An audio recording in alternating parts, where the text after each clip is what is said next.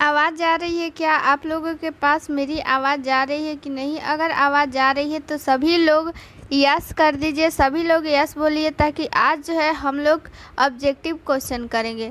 तो सभी लोग सबसे पहले आप लोग यस लिखिए कि आवाज़ आ रही है कि नहीं। अगर नहीं आ रही है तो नो भी लिख दीजिए, ठीक है। सिर्फ यस नहीं लिखना है, नो भी लिखना है अगर नहीं आ रही है तो चलिए, आवाज़ आ रही है सभी लोग को। Good evening, good evening, good evening. तो आज हम लोग क्या करेंगे ना, आज हम लोग ऑब्जेक्टिव क्लास करेंगे, ठीक है। आज हम लोग का क्या है, ऑब्जेक्टिव क्लास। तो चलिए हम लोग स्टार्ट करते हैं। तो चलिए आज हम लोग किस चीज़ का ऑब्जेक्टिव करेंगे, मिडवाइफरी का ऑब्जेक्टिव क्वेश्चन। बहुत इंपॉर्टेंट क्वेश्चन है, सब लोग इसे ध्यान से देखेंगे, ठीक है, और ध्यान से पढ़ेंगे, क्योंकि ये सारा क्वेश्चन बहुत इंपॉर्टेंट है, प्रीवियस ईयर क्वेश्चन है, प्लस में उसके रिलेटेड जितना भी क्वेश्चन है ना, सब कुछ इंक्लूड कर दिया गया है।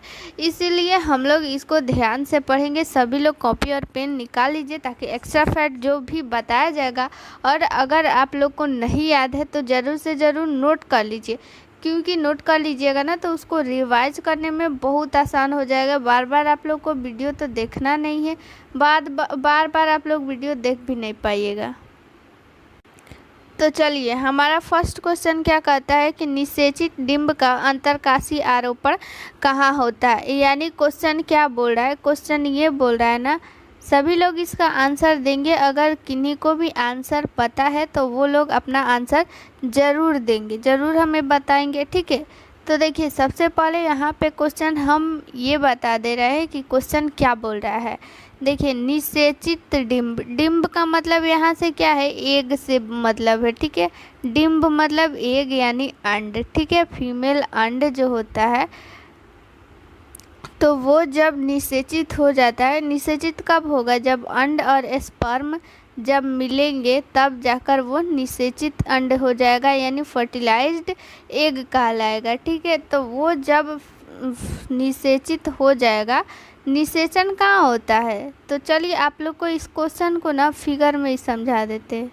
तो देखिए, यहाँ पे आप लोग कमेंट बंद कर दीजिए और यहाँ पे फोकस करिए, सब लोग फोकस करिए, सिर्फ और सिर्फ यहाँ पे सबका ध्यान होना चाहिए।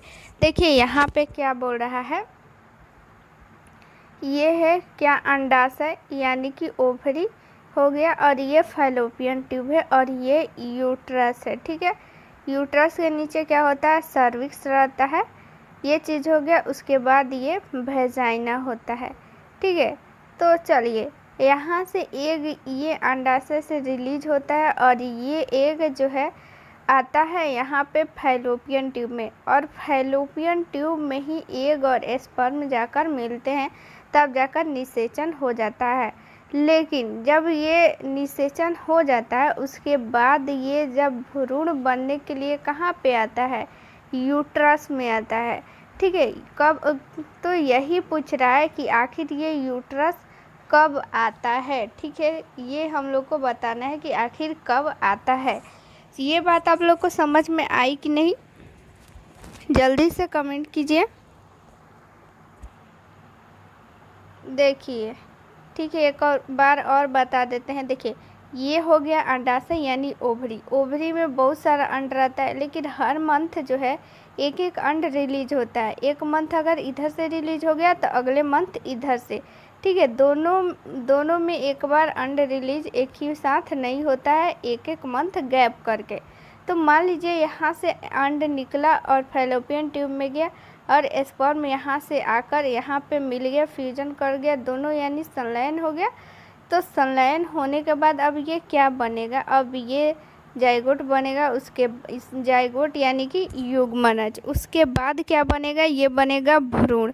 भ्रूण बनेगा, लेकिन उससे पहले ये फैलोपियन ट्यूब में ही तो नहीं रहेगा, ये जो है अपना स्थान चेंज करेगा, ठीक है। तो ये फैलोपियन ट्यूब में निषेचन तो होता है, लेकिन भ्रूण का विकास यूट्रस में होता है। तो यही पूछ रहा है कि जब ये अंड और स्पर्म मिल जाते हैं तो जाइगोट बन जाते हैं, तो ये कब जो है ये यूट्रस में आ जाते हैं। तो यहाँ पे आप लोग इसका ऑप्शन देखिए, ऑप्शन नंबर फर्स्ट है 5वां दिन, ऑप्शन नंबर सेकंड है 11वां दिन। बहुत लोग का आंसर सही भी आ रहा है, बहुत लोग का गलत भी आ रहा है। तो आप लोग कमेंट बंद कीजिए और यहाँ पे ध्यान दीजिए हम आंसर क्या बता रहे हैं, ठीक है। 20वां दिन और दूसरे दिन, तो इसका राइट आंसर क्या हो जाएगा, 11वां दिन, ठीक है। 11वां दिन जो है वो निषेचित अंड क्या हो जाएगा, फैलोपियन ट्यूब से वो यूट्रस में जाकर इम्प्लांट हो जाएगा, यानी कि आरोपण हो जाएगा। यहाँ पे आप लोग देखिए दिया हुआ है आरोपण, तो वही बोल रहा है कि आरोपण हो जाएगा, ठीक है। इतना चीज़ आप लोग याद रखेंगे।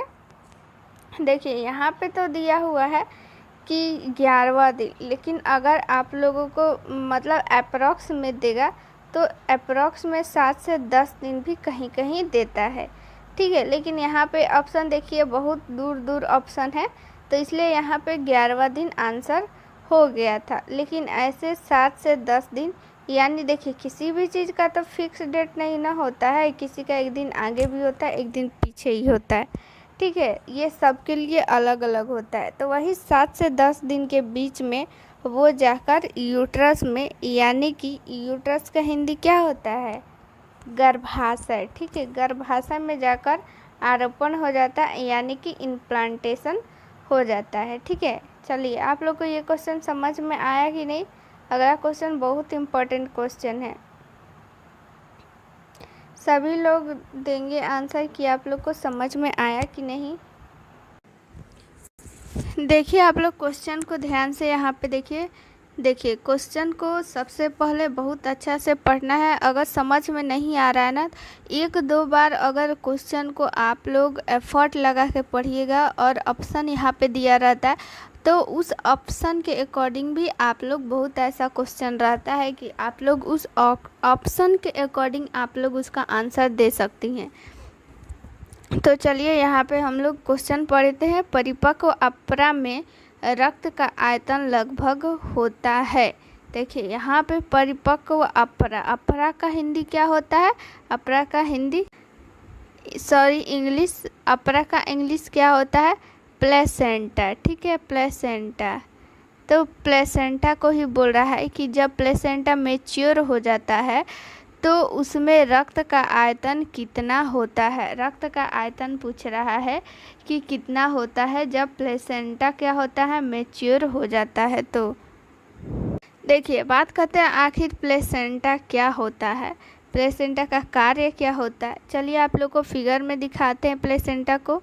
देखिए यहाँ पे ये देखिए, ये रहा बेबी और ये रहा प्लेसेंटा, और ये एम्बिलिकल कॉर्ड से बेबी जुड़ा हुआ है।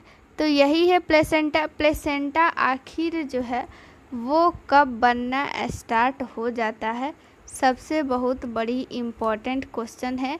आप लोग इसको नोट भी कर सकती हैं कि प्लेसेंटा कब से बनना स्टार्ट हो जाता है। तो देखिए प्लेसेंटा जो है वो 12 सप्ताह तक बन जाती है, ठीक है। जब ये प्लेसेंटा 12 सप्ताह पे बन जाएगी ना, तब इस प्लेसेंटा से ये भ्रूण को पोषण मिलना स्टार्ट हो जाएगा। या पोषण हो या फिर ऑक्सीजन हो, ब्लड हो, किसी भी तरह का अगर कोई भी चीज़ माँ से अगर बच्चा में जाता है तो वो प्लेसेंटा के माध्यम से ही जाएगा, प्लेसेंटा से होते हुए, एम्बिलिकल कॉर्ड से होते हुए, और ये बच्चा में जाता है, इतना जान लीजिए, ठीक है। तो ये 12 सप्ताह तक बन जाता है। लेकिन अगर ये भी आप लोग के मन में क्वेश्चन आना चाहिए कि अगर 12 सप्ताह पर प्लेसेंटा बन रहा है तब इसको प्लेसेंटा से पोषण मिलेगा, लेकिन 12 सप्ताह से पहले कैसे इसको पोषण मिलता होगा, कैसे वृद्धि विकास करता होगा, ठीक है। ये इम्पोर्टेंट क्वेश्चन है। तो देखिए प्लेसेंटा के बनने से पहले ना यॉक सेक एक होता है, यॉक सेक, ठीक है। इस यॉक सेक से बेबी को पोषण मिलता है, ऑक्सीजन मिलता है, जितनी भी चीज़ें हैं वो यॉक सेक से मिलता है, ठीक है। 12 सप्ताह से पहले जब तक प्लेसेंटा नहीं बना रहता है तब तक। लेकिन जैसे ही प्लेसेंटा बन जाता है तो ये यॉक सेक जो होता है इसका तो काम ख़त्म हो जाता है, तो इसलिए ये धीरे धीरे धीरे धीरे गायब हो जाता है यॉर्क सैक, और उसके बाद सारा काम जो है वो प्लेसेंटा से ही होता है। प्लेसेंटा बहुत इम्पोर्टेंट है, आप लोग को सभी पता है। इसी से जितना ज़्यादा हार्मोन होता है वो हार्मोन कहाँ से रिलीज होता है? प्लेसेंटा से ही तो रिलीज होता है। ठीक है, इस चीज़ को भी आप लोग याद रखिएगा कि प्लेसेंटा बनने से पहले बेबी को पोषण कहाँ से मिलता है? यॉर्क सैक से मिलता है, यॉर्क सैक से मिलता है। ठीक है, कहाँ से मिलेगा? यॉर्क सैक से। और ये 12 सप्ताह के बाद गायब हो जाएगा। क्यों? क्योंकि 12 सप्ताह के बाद उसके बाद प्लेसेंटा बन के तैयार हो जाएगा। उसके बाद प्लेसेंटा अपना पूरा काम स्टार्ट कर देता है। तो देखिए यहाँ पे क्वेश्चन आप लोग के सामने आ गया। तो देखिए प्लेसेंटा तो बनता है 12 सप्ताह पर, लेकिन देखिए जैसे कि कोई बच्चा है, वो जन्म लिया, जन्म लेने के बाद क्या होता है, वो युवा अवस्था उसका आता है, बाल्य अवस्था होता है, बुढ़ापा अवस्था आता है, युवा अवस्था, ये सारा जो है प्रोसेस होता है। तो वैसे भी अपरा में भी ये सारा प्रोसेस होता है। तो वही बोल रहा है कि परिपक्व जब होता है, मैच्योर हो जाता है अपरा, तो उस समय रक्त का आयतन कब होता है, ये तो आप लोग नोट कर लीजिए। अपरा प्लेसेंटा, अपरा यानी प्लेसेंटा, ठीक है, ये 34 सप्ताह पे मैच्योर हो जाता है। तो सीधी सी बात ये है ना कि 34 सप्ताह पे रक्त का आयतन इसमें से कौन सा होगा? 500 ml होगा कि 150 ml कि 1000 ml कि 50 ml? इसमें से राइट आंसर क्या हो जाएगा? देखिए बहुत लोग का आंसर जो है सही भी आता है, गलत भी आता है। तो इतना ज़्यादा कमेंट इसमें आता है ना कि सबका नाम बोल पाना बहुत मुश्किल है। इसीलिए आप लोग को आंसर पता है तो आंसर दीजिए, हम कमेंट सबका देख रहे हैं। तो इसका आंसर क्या हो जाएगा? अब 2 का ऑप्शन नंबर ए हो जाएगा 500 ml। ठीक है, 500 ml हो जाएगा 34 सप्ताह पे। ये भी एक क्वेश्चन इम्पोर्टेंट है, इसको आप लोग नोट कर सकती हैं कि कितने सप्ताह पे रक्त का आयतन सबसे ज़्यादा होता है प्लेसेंटा में? वो उसका आंसर हो जाएगा 38 सप्ताह पे। ठीक है, इस चीज़ को भी आप लोग लिख सकती हैं, और वो होता है 1000 ml। ठीक है, क्या हो जाएगा? 1000 ml। सबसे अधिकतम कितना होगा? 1000 ml। ठीक है, चलिए ये क्वेश्चन आप लोग को समझ में आया कि नहीं, जल्दी से आप लोग कमेंट कीजिए। ये क्वेश्चन थोड़ा सा लंबा है, इसको जूम कर देते हैं। क्वेश्चन जब पढ़ लेंगे तब ऑप्शन को हम इसको भी जूम कर लेंगे। ठीक है, तो चलिए इसको हम लोग अब पढ़ लेते हैं। क्वेश्चन नंबर हमारा अब आ गया है 3। देखिए 3 में क्या बोल रहा है? एमनियोटिक द्रव के संबंध में निम्नलिखित में से कौन सा कथन सत्य नहीं है? सत्य नहीं है यानी कि असत्य है, यानी कि गलत है। ठीक है, इसमें से कौन सा जो कथन है वो गलत है? देखिए परिपक्वता में यह लगभग 600 से 800 ml होता है। यह प्रकृति में क्षारीय होता है। विशिष्ट गुरुत्व लगभग 1.010 है।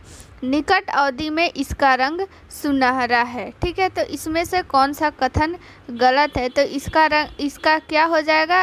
ऑप्शन नंबर इसका आप लोग आंसर दीजिए। सभी लोग इसका आंसर देंगे कि इसका जो है क्या राइट आंसर होने वाला है।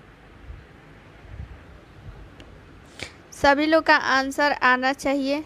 देखिए आप लोग कभी भी किसी का 100% आप लोग सही आंसर नहीं देते हैं। चलिए ठीक है, कोई बात नहीं, क्योंकि इसमें थोड़ा डिटेल में क्वेश्चन पूछा हुआ है तो आप लोगों को कन्फ्यूजन हो गया। तो चलिए इसका आंसर हम बता देते हैं। इसका आंसर होगा ऑप्शन नंबर डी। देखिए इसका रंग जो है सुनहरा नहीं होता है।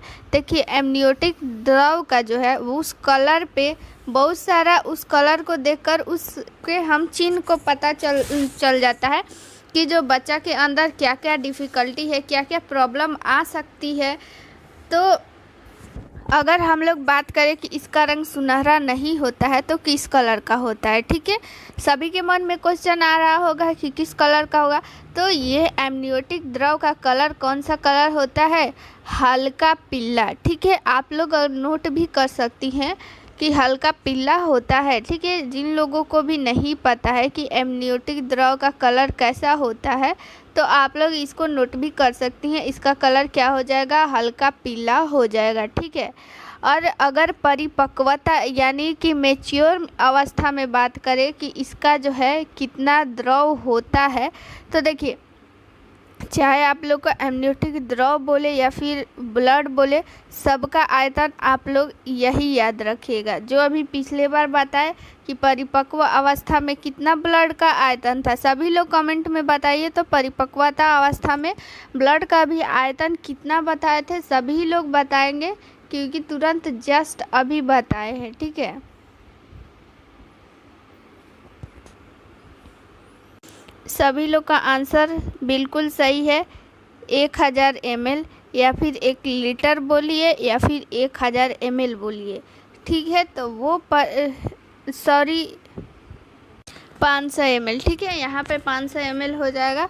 और 1000 ml कब होगा, वो 36 सप्ताह पे होता है। ठीक है, सबसे अधिकतम अगर बात करें कि सबसे अधिकतम जो है एमनियोटिक द्रव कब होता है और कितना होता है, तो वो होता है 38 सप्ताह पे और 1 लीटर हो जाएगा। ठीक है, अगर परिपक्वता में पूछे तो वो आप लोग बोलिएगा 500 ml। और परिपक्वता कब आती है, 34 वीक पे परिपक्वता आ जाती है। ठीक है, और इसकी प्रकृति कैसी होती है, क्षारीय होती है। ठीक है, इस चीज़ को भी आप लोग याद रखिएगा कि एमनियोटिक द्रव का प्रकृति कितनी होती है।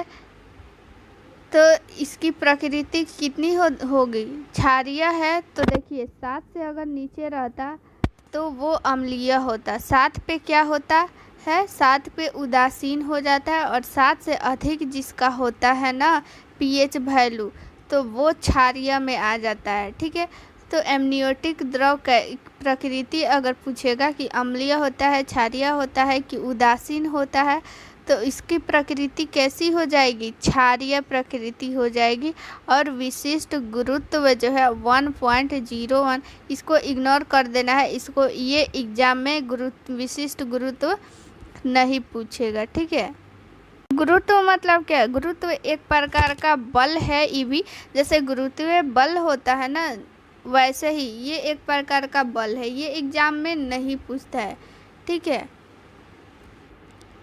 और इसका कलर क्या हो जाएगा, हल्का पीला कलर हो जाएगा। और एमनियोटिक द्रव में इस एक चीज़ आप लोग ये भी याद रखिएगा कि इसमें 99% पानी रहता है और 1% में कार्बनिक और अकार्बनिक पदार्थ होता है। इसमें जो होता है ग्लूकोज, यूरिया, ये सारा कुछ जो है उसमें 1% में भरा रहता है। बाकी 99% जो होता है एमनियोटिक द्रव में, तो एमनियोटिक द्रव को, इसको एमनियोटिक फ्लूइड भी लिखता है। तो मतलब द्रव को फ्लूइड बोलते हैं इंग्लिश में, तो एमनियोटिक फ्लूइड भी लिखता है। तो इस चीज़ को भी आप लोग याद रखिएगा। ठीक है, और ये जो एमनियोटिक फ्लूइड होता है ना, यानी एमनियोटिक द्रव जो होता है वो प्रत्येक 3 घंटा में चेंज होता है, यानी प्रत्येक 3 घंटा में नया नया बनता है। ठीक है, जैसे कि हम लोगों का जैसे आरबीसी होता है 120 दिन पे क्या हो जाता है, वो टूट जाता है, और 120 दिन पे वो टूट जाएगा तो फिर नया आरबीसी बनता है ना। तो वैसे ही ये जो एमनियोटिक द्रव जो होता है प्रत्येक 3 घंटा पे नया एमनियोटिक द्रव बनता है। इस चीज़ को भी आप लोग याद रख सकते हैं। अगर याद नहीं है तो इस चीज़ को भी आप लोग लिख लीजिएगा। इसको जूम कर देते हैं। चलिए अगला क्वेश्चन आप लोग देखिए, ध्यान से पढ़िएगा, बहुत इम्पोर्टेंट क्वेश्चन है कि परिपक्वता के बाद एमनियोटिक द्रव का रंग कैसा होता है। ठीक है, यानी जब प्लेसेंटा जो होता है वो मैच्योर हो जाता है तब इसका रंग कैसे होता है। देखिए जैसे जैसे प्लेसेंटा मैच्योर होगा वैसे वैसे एमनियोटिक द्रव में भी मैच्योरिटी आएगी, यानी परिपक्वता आएगी। तो परिपक्वता के बाद जो होगा एमनियोटिक द्रव का रंग कैसा होता है, यही पूछ रहा है। इस ऑप्शन में से आप लोग आंसर दीजिए। ठीक है, अभी हम पिछला क्वेश्चन में बताए थे कि इसका रंग कैसा होता है, तो उस चीज़ से भी आप लोग रिलेट कर सकती हैं और इसका आंसर बता सकती हैं। पिछला क्वेश्चन में हम क्या बताए थे कि इसका रंग कैसा होता है, हल्का पीला होता है। ठीक है, हल्का पीला होता है। परिपक्वता के बाद एमनियोटिक द्रव का, देखिए बहुत लोग का क्वेश्चन आ रहा है एमनियोटिक द्रव कहाँ होता है। चलिए आप लोग को फिगर में दिखाते हैं। देखिए इस फिगर को देखिए, अभी आप लोग कमेंट पर बंद कर दीजिए और इस फिगर में आइए और समझिए। देखिए ये क्या है, ये चारों तरफ इसको जो ये आप लोग को ये दिख रहा है ना, ये झिल्ली, इसको फीटल सेक बोलते हैं, भ्रूणीय कोश। ठीक है, भ्रूणीय कोश। इस भ्रूणीय कोश को जो कोश में क्या रहता है, भ्रूण रहता है, प्लेसेंटा रहता है, एम्बिलिकल कॉर्ड रहता है, और इसी में जो आप लोगों को गैप दिख रहा है ना, ये वाला गैप, ये इसी में एमनियोटिक द्रव भरा रहता है। इसका कलर कैसा होता है, हल्का पीला कलर होता है। ठीक है, तो आखिर ये एमनियोटिक द्रव का काम क्या होता है, आप लोग समझ गए ना कि इसमें ये भरा रहता है। ठीक है, ये पूरा हो गया फीटल सेक यानी कि भ्रूणीय कोश, और इस भ्रूणीय कोश में ही ये सारा कुछ रहता है, भ्रूण रहता है, प्लेसेंटा रहता है, एमनियोटिक द्रव रहता है, और फिर क्या रहता है, ये एम्बिलिकल कॉर्ड रहता है। ठीक है, सारा चीज़ फीटल सेक में ही रहता है, यानी भ्रूणीय कोश में ही रहता है। इस चीज़ को आप लोग याद रखिएगा। तो देखिए इसका आखिर क्या काम क्या है, मान लीजिए सपोज दैट अगर इसमें द्रव नहीं भरा रहेगा, अगर द्रव नहीं भरा रहेगा तो क्या होगा, ये जो भ्रूणीय कोश है ना, ये क्या हो जाएगा, भ्रूण में आकर इसमें चिपक जाएगा, इसमें चिपक जाएगा, सारा चीज़ में क्या हो जाएगा, वो चिपक जाएगा। चूँकि द्रव जो नहीं रहेगा तो वो फैलाव कैसे होगा, जब इसमें कुछ भरा रहेगा तभी न। जैसे आप लोग एक कोई भी पॉलीथीन देखी होंगी, तो पॉलीथीन में अगर आप लोग कोई भी उसमें द्रव भर दीजिएगा तो वो पॉलीथीन जो होता है आपस में प्लास्टिक, ठीक है, प्लास्टिक आप लोग वो जो कैरी बैग होता है ब्लैक वाला उसको, ठीक है, तो उसमें आप लोग किसी भी चीज़ को आप लोग रख दीजिएगा, सपोज दैट पानी ही रख दीजिए। ठीक है, तो जब उसमें कोई चीज़ अगर भरा रहेगा तब तक उसमें वो आपस में नहीं चिपकेगा। ठीक है, लेकिन जैसे ही उस चीज़ को आप लोग निकाल दीजिएगा तो क्या हो जाएगा, आप लोग देखी होंगी कि वो आपस में चिपक जाता है। ठीक है, ठीक वैसे ही ये एक प्रकार का बैग ही है, एक प्रकार का थैला ही है। इस थैला में एमनियोटिक द्रव, प्लेसेंटा, भ्रूण और एम्बिलिकल कॉर्ड ये सारा कुछ भरा रहता है। लेकिन अगर ये जो एमनियोटिक फ्लूइड है यानी कि एमनियोटिक द्रव जो है, एमनियोटिक का देखिए हिंदी जो है वो उल भी लिखता है। इस चीज़ को आप लोग नोट कर सकते हैं, इसका हिंदी बहुत कम मिलता है, लेकिन एग्ज़ाम में होता ये है ना कि इंग्लिश में ही क्वेश्चन सेट होते रहता है। ठीक है, लेकिन उसको जो है गूगल से ट्रांसलेट कर देता है, तो कभी कभी उसको एग्ज़ाम में एमनियोटिक को उल्ब भी वो ट्रांसलेट कर देता है, तो एमनियोटिक को उल्ब भी लिखता है। तो आप लोग इसको नोट कर लीजिए, एमनियोटिक को उल्ब भी कहते हैं। ठीक है, ठीक है, नोट कर लीजिए। तो हम क्या बता रहे थे कि ये अगर इसमें से एमनियोटिक द्रव निकाल दिया जाएगा तो ये जो फीटस सेक है, जो भ्रूणीय कोश है, आपस में चिपक जाएगा। ठीक है, तो चिपक जाएगा तो क्या हो जाएगा, ये अंदर का जो भ्रूण है ना, अंदर मूवमेंट नहीं कर पाएगा, गति नहीं कर पाएगा और न ही अच्छा से इसका विकास हो पाएगा। इसीलिए एमनियोटिक द्रव का बहुत इम्पोर्टेंट रोल है भ्रूण का विकास करने में, इसके मूवमेंट में यानी कि गति में। ठीक है, और साथ ही साथ इसमें द्रव जो भरा रहता है तो बाहरी आघात यानी बाहर से जो भी थोड़ा बहुत चोट होता है ना, तो ये जो है एमनियोटिक द्रव ही बचाता है भ्रूण को। ठीक है, तो ये द्रव का बहुत बड़ा इम्पोर्टेंट रोल है, और भ्रूण को जो है पोषण तो प्लेसेंटा से मिलता ही है, साथ में ये एमनियोटिक द्रव से भी मिलता है। ठीक है, इस चीज़ को आप लोग बहुत इम्पोर्टेंट है, याद रखिएगा। सभी लोग प्लेसेंटा के बारे में जानते हैं कि प्लेसेंटा से पोषण मिलता है, लेकिन साथ में एमनियोटिक द्रव से भी पोषण प्रदान होता है। इस चीज़ को आप लोग याद रखिएगा। ठीक है, और इसका कलर जो है आपस में चेंज अगर होता है तो ये अलग अलग कलर का अलग अलग मतलब होता है। ठीक है, तो ये आप लोग को समझ में आ गया एमनियोटिक द्रव के बारे में। तो आगे अब हम लोग इसका आंसर जानते हैं कि क्या होगा।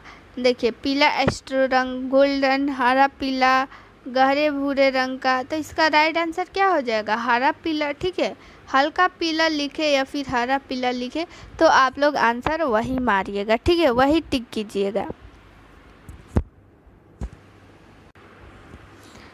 देखिए यहाँ पे हम क्वेश्चन आप लोग को देखिए समझा देते हैं। यहाँ पे क्या लिखा हुआ है?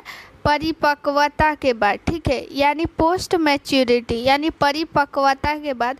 परिपक्वता के बाद मतलब क्या? 42 सप्ताह के बाद जो भी अगर डिलीवरी होती है 42 सप्ताह के बाद, ऐसे नॉर्मल जो होता है अधिकतम 40 सप्ताह तक अगर हो जाए तो वो ठीक है। लेकिन अगर 42 सप्ताह के बाद अगर किसी की डिलीवरी होती है ना, तो उसका जो एमनियोटिक द्रव होगा ना, उसका हरा पीला हो जाएगा, ग्रीन येलो टाइप का।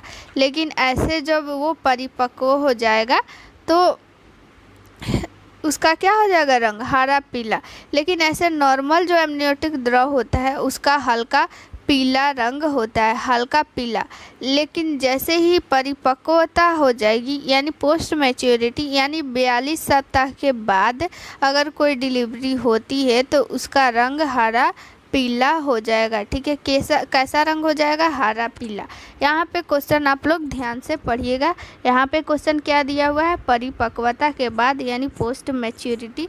पोस्ट मैच्योरिटी यानी परिपक्वता कब आती है, यानी पोस्ट मैच्योरिटी कब हम लोग बोलते हैं? 42 सप्ताह के बाद का हम लोग जो भी डिलीवरी होता है उसको हम लोग परिपक्वता के बाद वाला डिलीवरी बोलते हैं। तो उसी का अगर एमनियोटिक कलर कैसा होगा? हरा पीला। लेकिन ऐसे नॉर्मल जो एमनियोटिक फ्लूइड होता है उसका हल्का पीला कलर होता है।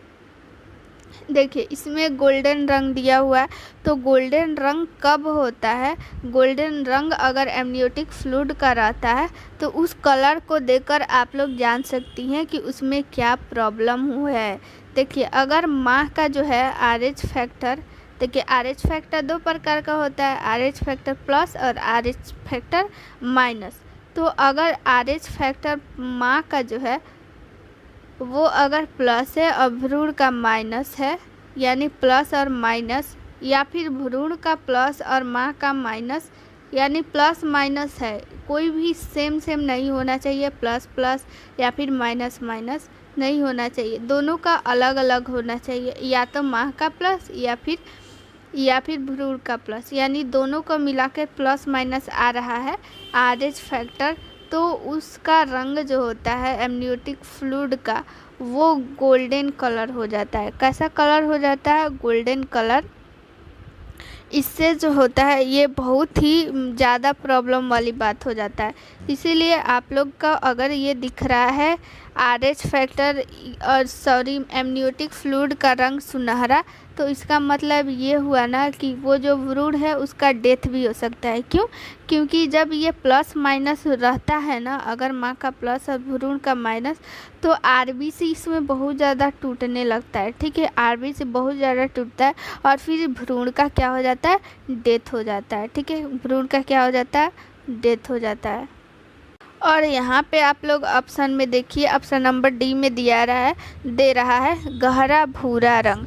तो गहरा भूरा रंग अगर एमनियोटिक द्रव का रंग है तो ये किस चीज़ को इंगित करता है? ये इस चीज़ को इंगित करता है, इंट्रायूटेराइन डेथ को इंगित करता है। किसको इंगित करता है? यहाँ पे लिख दे रहे हैं, आप लोग इस चीज़ को नोट भी करते जाइए। ठीक है, इंट्रायूटेराइन डेथ जिन लोगों को भी नहीं पता है तो आप लोग नोट कर सकती हैं। गहरे भूरे रंग अगर कलर है एमनियोटिक द्रव का तो इसका मतलब क्या हुआ? इंट्रायूटेराइन डेथ, यानी गर्भ में ही अगर बच्चे का डेथ हो जाता है तो इंट्रायूटेराइन मतलब क्या होता है? गर्भ में ही बच्चे को डेथ हो गया, इसी को हम लोग क्या बोलते हैं? Intrauterine death. तो ये अगर इंट्रायूटेराइन डेथ हो गया तो उसका एमनियोटिक फ्लूइड कैसा हो जाता है? गहरा भूरा रंग का हो जाता है। चलिए एक बार इसको है हम रिवीजन कर देते हैं, इसको आप लोग नोट कर लीजिए। गोल्डन कलर किस चीज़ को दर्शाता है? आप लोग सभी लोग कमेंट में बताइए और साथ में इसको लिख लीजिएगा। ठीक है, चलिए सभी लोग इसका आंसर बताएंगे। गोल्डन कलर क्यों होता है एमनियोटिक फ्लूइड का, गोल्डन कलर क्यों होता है। ठीक है, चलिए सभी लोग का आंसर आ रहा है। एक बार हम रिपीट कर दे रहे हैं, जिन लोगों को भी नहीं पता है वो आप लोग कॉपी में लिख लीजिए, और जिन लोगों को पता है वो भी लिख लीजिए। ठीक है, जब माह का RH प्लस और भ्रूण का माइनस हो, देखिए गोल्डन एमनियोटिक द्रव लिख के और इसको आप लोग डैश दीजिए। ठीक है, गोल्डन एमनियोटिक द्रव लिखिए और फिर उसको डैश दीजिए और लिखिए जब माँ का RH प्लस और भ्रूण का माइनस RH माइनस लिख लीजिए, नहीं तो बाद में भूल जाइएगा आप लोग कि क्या लिखी हैं प्लस माइनस। यहाँ पे RH भी लिख लीजिए, RH माइनस हो तो इसका रंग गोल्डन रहता है। ठीक है, ये भी लिख लीजिए कि इसमें जो है भ्रूण का डेथ भी हो सकता है, इसमें भ्रूण का डेथ भी हो सकता है। और हरा पीला का भी लिख लीजिए, हरा पीला एमनियोटिक द्रव लिख के और डैश दे दीजिए और फिर लिखिए ये इसका रंग ऐसा रंग, ये लिख लीजिए इसमें ऐसा रंग परिपक्वता के बाद आती है, ऐसा रंग परिपक्वता के बाद आती है। परिपक्वता 42 सप्ताह के बाद आती है। परिपक्वता के बाद वाली यानी परिपक्वता का बाद यानी पोस्ट मैच्योरिटी, यानी कि पोस्ट मैच्योरिटी हम लोग कब बोलेंगे, 42 सप्ताह के बाद की जो प्रेगनेंसी होती है उसको हम लोग पोस्ट मैच्योरिटी में काउंट करते हैं। और फिर गहरा भूरा रंग का भी लिख लीजिए, गहरा भूरा यानी कि डार्क ब्राउन। ठीक है, डार्क ब्राउन। देखिए यह इंट्रायूटेराइन डेथ को इंगित करता है, यह इंट्रायूटेराइन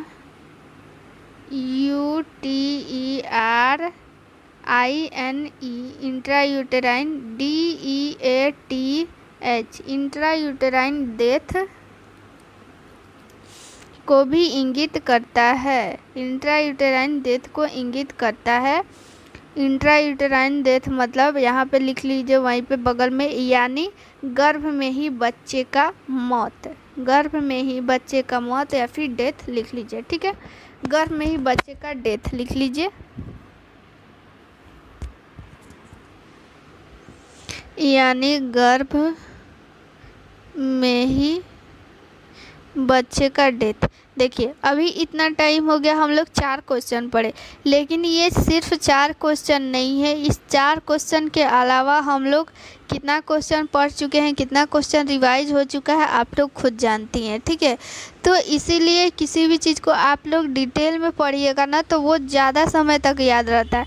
लेकिन अगर केवल ऐसे ही हम पढ़ देंगे, जैसे परिपक्वता के बाद एमनियोटिक द्रव का रंग कैसा होता है, हाँ हरा पीला होता है, इसको पढ़ के ऐसे आगे बढ़ जाएंगे तो आप लोग क्वेश्चन तो ज़्यादा पढ़िएगा, उस टाइम भले ही याद आ जाए, लेकिन इसको बहुत जल्दी आप लोग भूल जाइएगा। लेकिन इसको आप लोग डिटेल में पढ़िएगा, उसको समझिएगा तो वो ज़्यादा देर तक याद रहेगा। ठीक है, अगर इससे रिलेटेड वैसा क्वेश्चन अगर एग्ज़ाम में आ जाए तो वो लोग भी अगर आप लोग बना सकते हैं, या फिर इससे रिलेटेड अगर दे दिया जाए कि कौन सा कथन सत्य है, कौन सा कथन असत्य है, तो वो चीज़ भी आप लोग बना सकती हैं। ठीक है, चलिए अब अगला क्वेश्चन 5 नंबर क्वेश्चन देख लेते हैं। 5 नंबर क्वेश्चन भी एमनियोटिक द्रव से ही रिलेटेड है।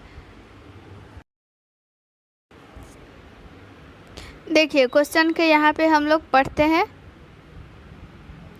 एमनियोटिक द्रव में उपस्थित कार्बनिक यौगिक है, यानी एमनियोटिक द्रव में कौन कौन सा कार्बनिक यौगिक है जो उपस्थित होता है।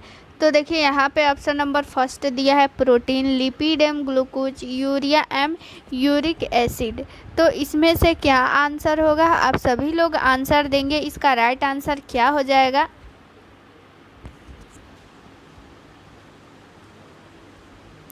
सभी लोग का आंसर आना चाहिए। क्या हो जाएगा? Option number D.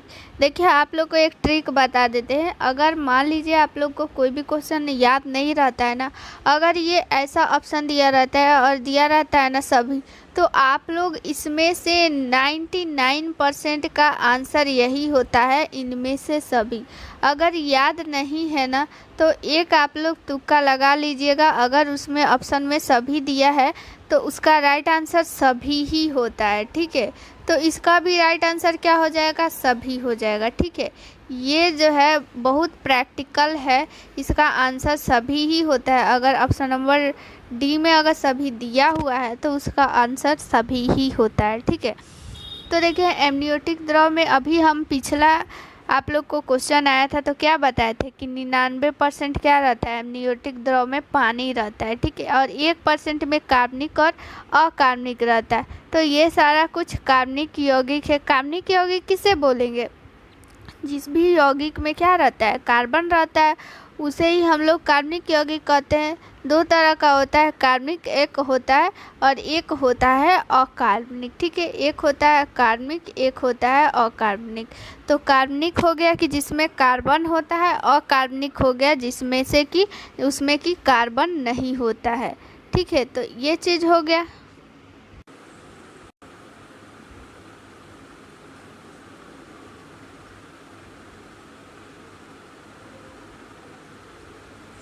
चलिए अब आवाज़ आ रही है क्या? अब आवाज़ आ रही है क्या? चलिए ठीक है, बीच में एक बार जो है ये आवाज़ कट गया था, तो चलिए फिर से हम बता देते हैं कि 99% जो होता है वो क्या होता है? पानी होता है, और 1% में कार्बनिक और अकार्बनिक पदार्थ होता है।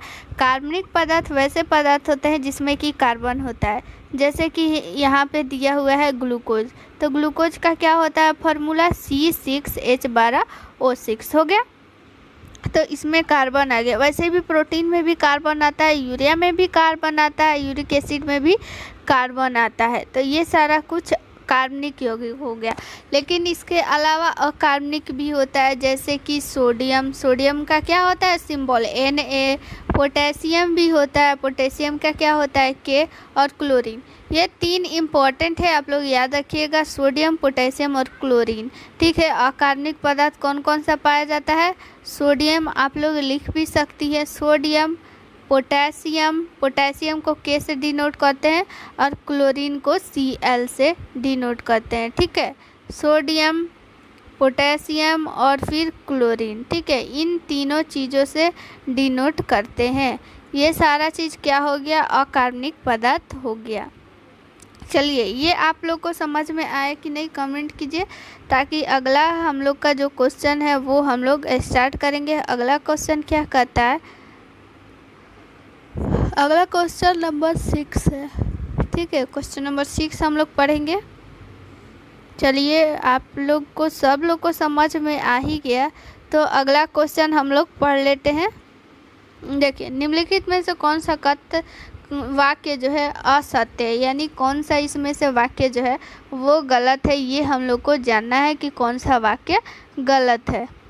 देखिए जिन लोगों को भी पता होगा आप लोग ज़रूर कमेंट में आंसर बताइएगा। देखिए ऑप्शन नंबर फर्स्ट क्या कहता है कि गर्भावस्था के दौरान गर्भाशय का आकार बढ़ जाता है। क्या ये जो है कथन गलत है? जो कथन गलत है उसी को हम लोग को बताना है, यानी वही हम लोग का आंसर हो जाएगा। ठीक है, चलिए अब बताइए ऑप्शन नंबर बी, परिपक्वता समय पर गर्भाशय का वजन 200 से 800 ग्राम होता है। ऑप्शन नंबर सी है, मल्टीपेरा में गर्भाशय की स्थिति आमतौर पर उल्टी होती है। ऑप्शन नंबर डी है, 36वें सप्ताह के बाद गर्भाशय का आकार गोलाकार हो जाता है। इसमें से क्या हो जाएगा आंसर? देखिए यहाँ पे क्वेश्चन नंबर 6 है, क्वेश्चन नंबर 6 का क्या हो जाएगा आंसर? इसका आंसर हो जाएगा option number B. Option number B जो है एकदम गलत है इसका आंसर।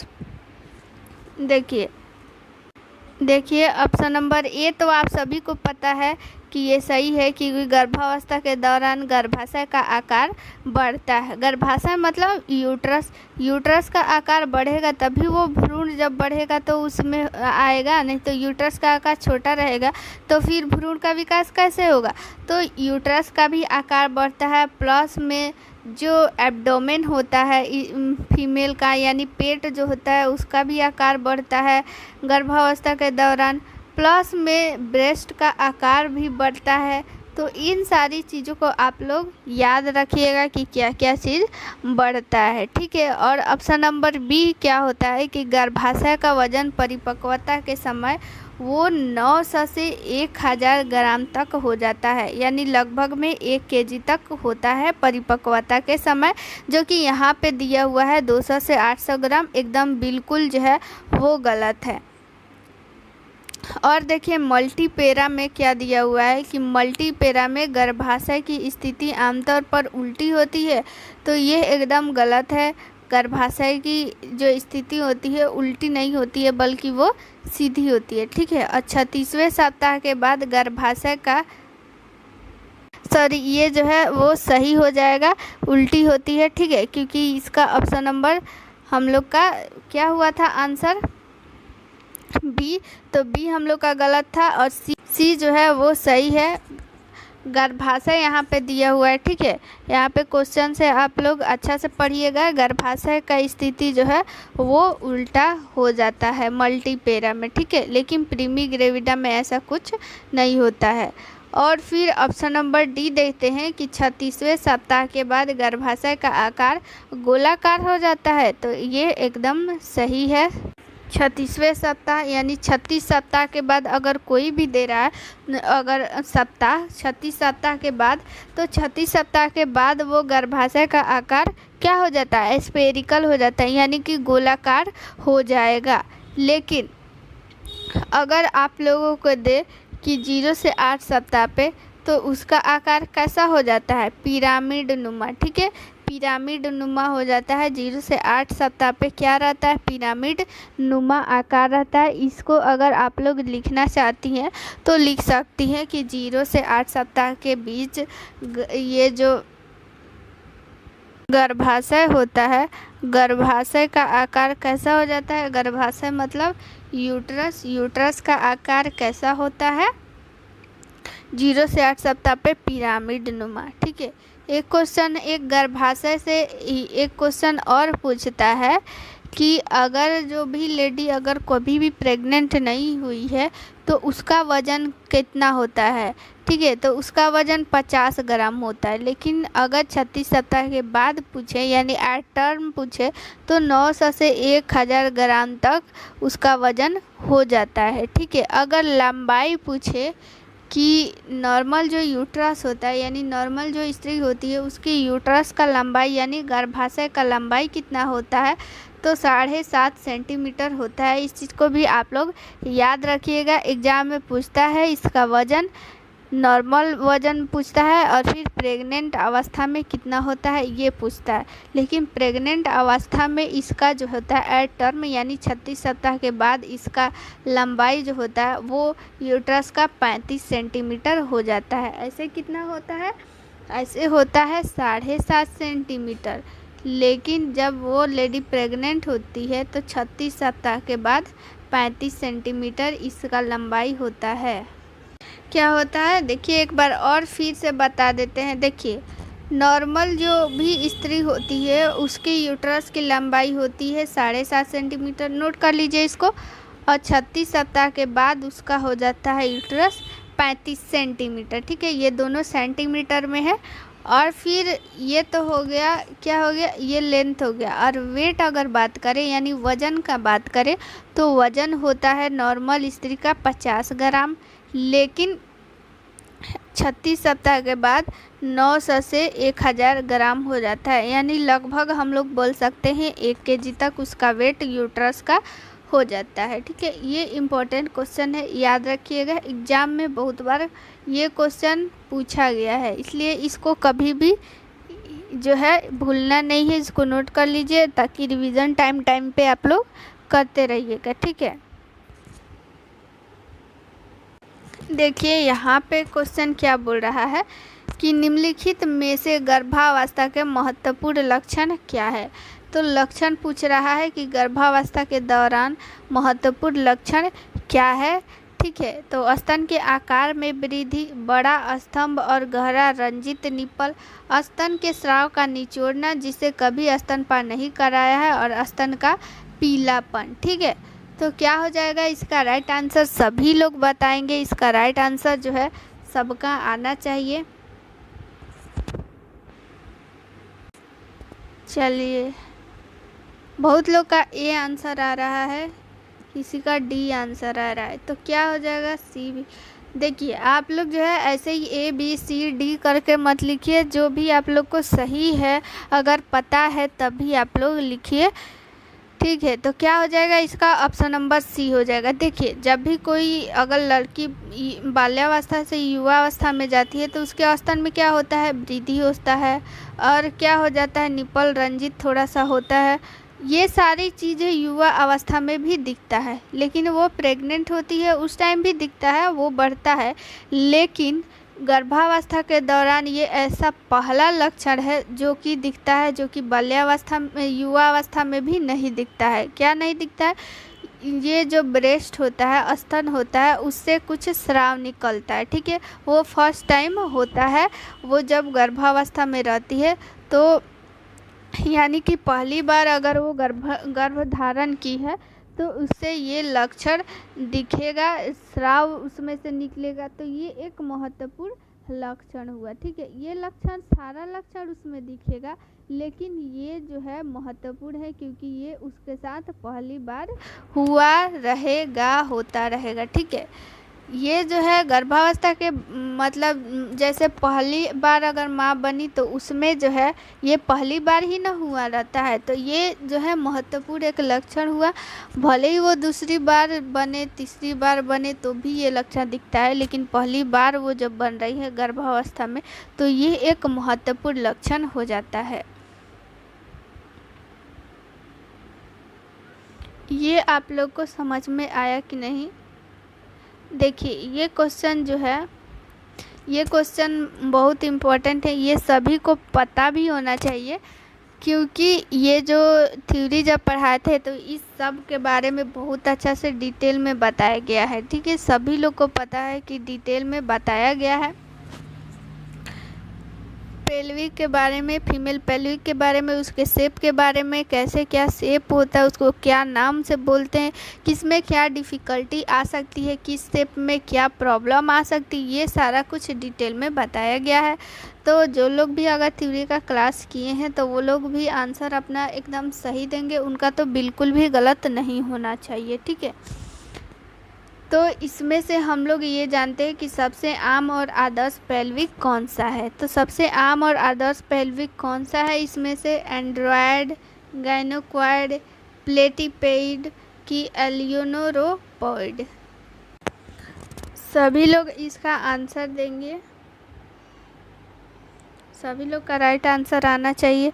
देखिए इसमें क्या बोल रहा है ना, इसका क्या हो जाएगा right answer, option number B. बहुत लोग का गलत आंसर आ रहा था। ठीक है, इसको आप लोग क्यों नहीं आप लोग याद रखी हैं, हमको समझ में नहीं आ रहा कितना डिटेल से आप लोग को बताया गया था। बहुत लोग का सही भी आंसर आ रहा था, तो जिनका सही आंसर आ रहा था उनका तो बहुत अच्छा है। देखिए इनको गाइनेकोइड